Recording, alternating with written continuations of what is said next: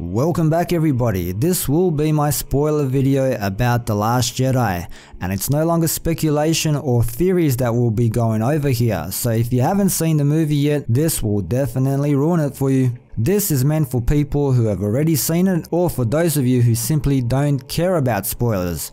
So here we go peoples, I know what you guys all want to hear. How about that Captain Kennedy of the Dreadnought? Now that's how a first officer should go down with his ship.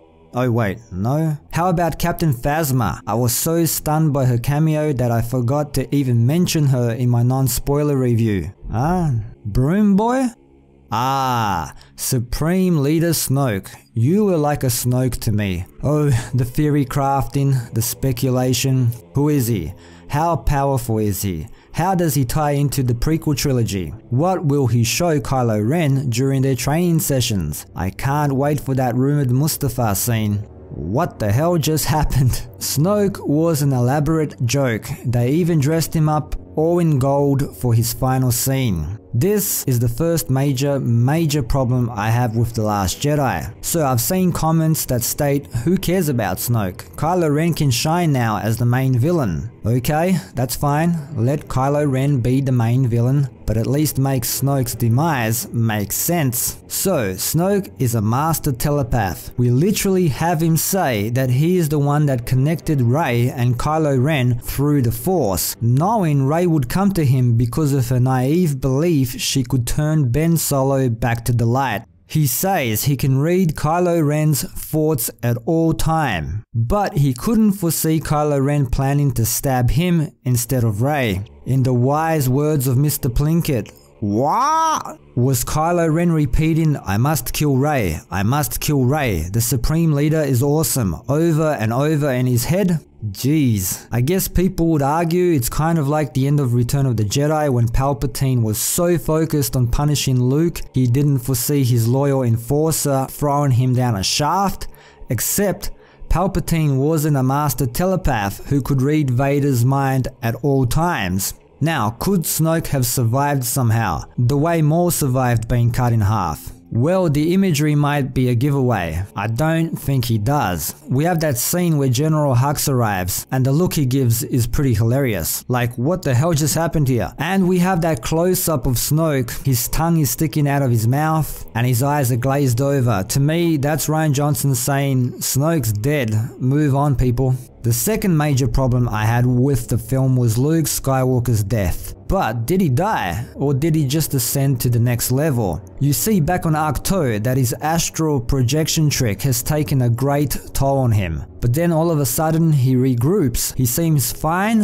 and then meditates himself out of this material plane. So Luke went to Ahch-To to die because of failing Ben Solo, and his trajectory during the movie doesn't change. He still ends up dying. Sure, he can always return in episode 9 as a Force ghost, but Luke saved the galaxy and went from being its greatest hero to an old grumpy suicidal hermit who has his wish fulfilled. So those are the two things I had the most problems with.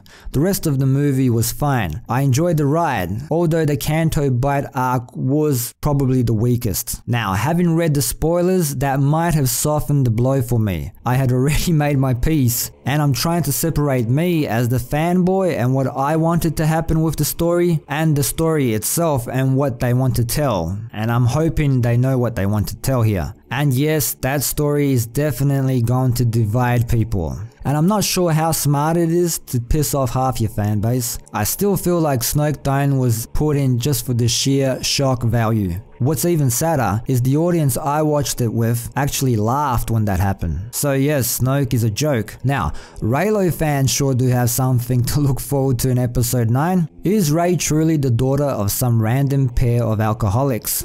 Or was Kylo feeding her lies to push her towards the dark side and get her to join him? Now, 30 minutes were cut out of the film because of length issues, and Rian Johnson said we'll get those scenes on the Blu-ray. Maybe we get more info about her past in that mirror cave scene because there were no flashback scenes. She just kind of sort of confirms that what Kylo Ren is saying might be true.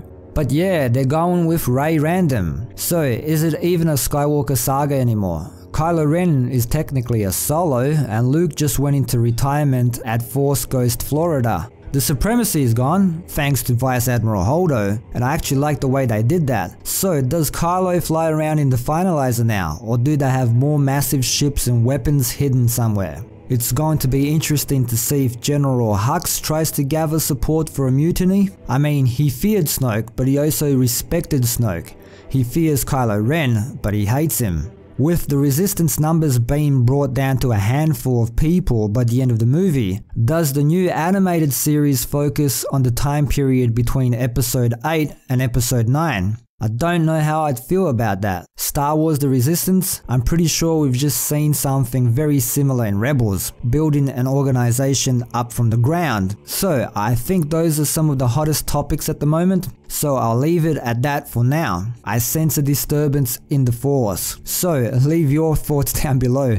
To stay updated with the channel, hit that notification bell. Thanks for dropping by and for your continued support. Don't forget to like, share, sub, and all that good stuff. And until next time, see yous.